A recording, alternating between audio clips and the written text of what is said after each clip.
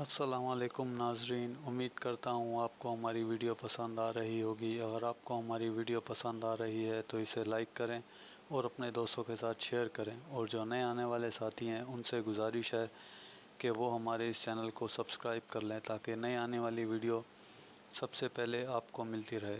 تو چلیے چلتے ہیں اپنی کہانی کی طرف۔ پاک ایشیا سیکریٹ سروسز خفیہ ایجنٹ قسط نمبر 4۔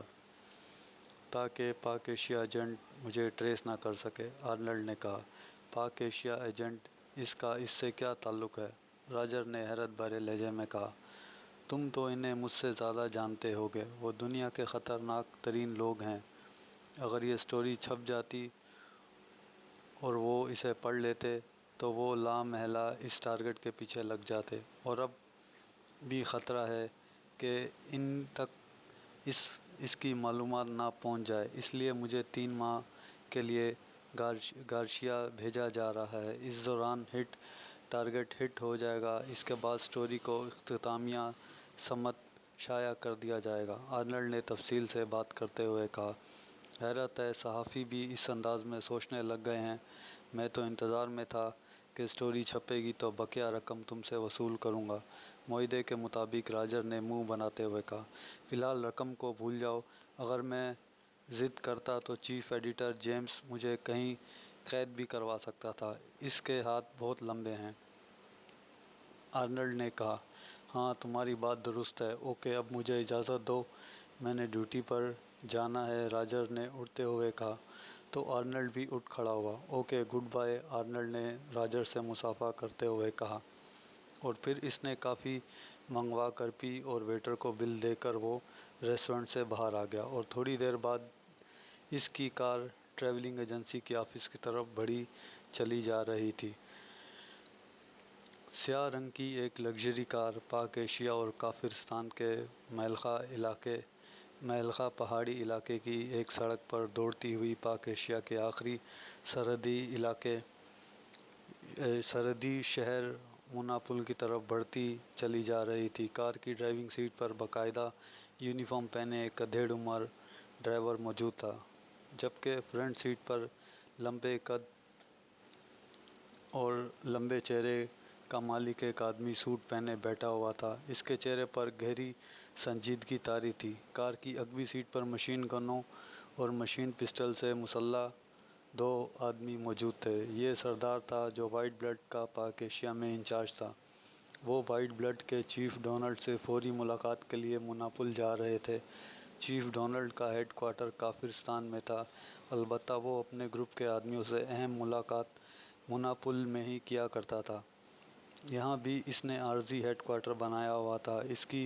اس ہیڈ کوارٹر میں بھی ایسے آلات نصب تھے کہ وہاں ہونے والی بات نہ کہیں سنی جا سکتی تھی اور نہ اسے ٹیپ کیا جا سکتا تھا، اور نہ ہی باہر سے اندر کی تصویر بنائی جا سکتی تھی۔ ہیڈ کوارٹر کے گیٹ پر ایک خصوصی آلہ نصب تھا جو ہر آنے جانے والے کو چیک کر کے باقاعدہ آپریشن روم میں اطلاع دیتا تھا کہ کون آ رہا ہے اور کون جا رہا ہے، اس لیے کوئی اجنبی بغیر خصوصی اجازت اندر نہ جا سکتا تھا۔ سردار اکثر یہاں آتا جاتا رہتا تھا، اس لیے اسے ان سب آلات کے بارے میں نجومی علم تھا۔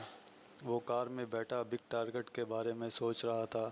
جہاں تک اسے معلوم تھا، یہ بگ ٹارگٹ کوئی ایٹمی ہتھیار تھا جسے پاک ایشیا سے چوری کر کے گریٹ لینڈ پہنچایا جانا تھا، جہاں سے یہ اسرائیل بھجوا دیا جائے گا، اور یہ تمام کام ان کے بین الاقوامی گروپ وائٹ بلڈ کے ذریعے ہونا تھا، کیونکہ اس گیم کے پیچھے موجود افراد کسی سرکاری ایجنسی کو اس میں شامل نہ کرنا چاہتے تھے۔ وائٹ بلڈ کے لوگوں کو انتہائی خفیہ راستوں کا نہ صرف علم تھا، بلکہ وہ ان راستوں کے ذریعے انتہائی حساس اسلحہ بھی پاک ایشیا میں لے آتے تھے اور لے جاتے رہتے تھے۔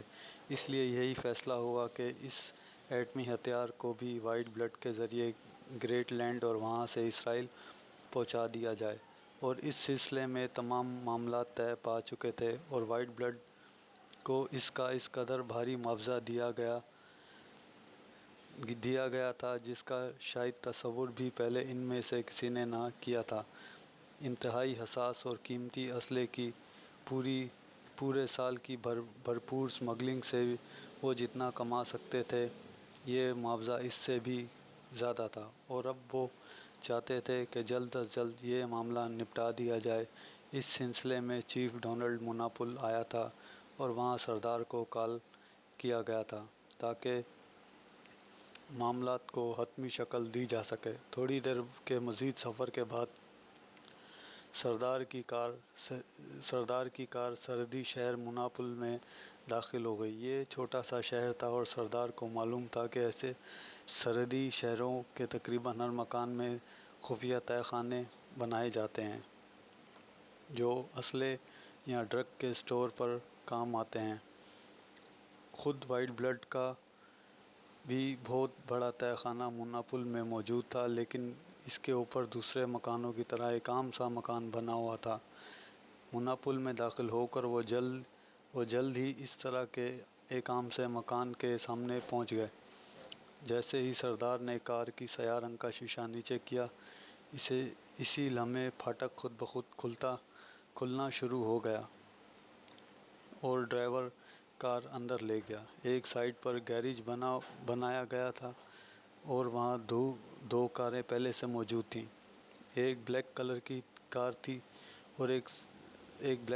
کار تھی اور سردار کو معلوم تھا یہ چیف کی کار ہے، جبکہ دوسری کار کا رنگ وائٹ تھا۔ وہ جانتا تھا کہ اس کلر کی کار رافن استعمال کرتا ہے، جو کہ وائٹ بلڈ کے پاک ایشیا ڈیسک کا انچارج تھا۔ سردار کار سے اتر کر تیز قدم اٹھاتا عمارت کی طرف بڑھتا چلا گیا۔ اسے معلوم تھا کہ اسے آپریشن روم میں دیکھا جا رہا ہے۔ تھوڑی دیر بعد وہ ایک بند دروازے کے سامنے پہنچ کر رک گیا اور اس نے دروازے پر ہلکی سی دستک دی۔ یس کم ان۔ دروازے کے ساتھ موجود ڈور فون سے چیف ڈونلڈ کی بھاری سی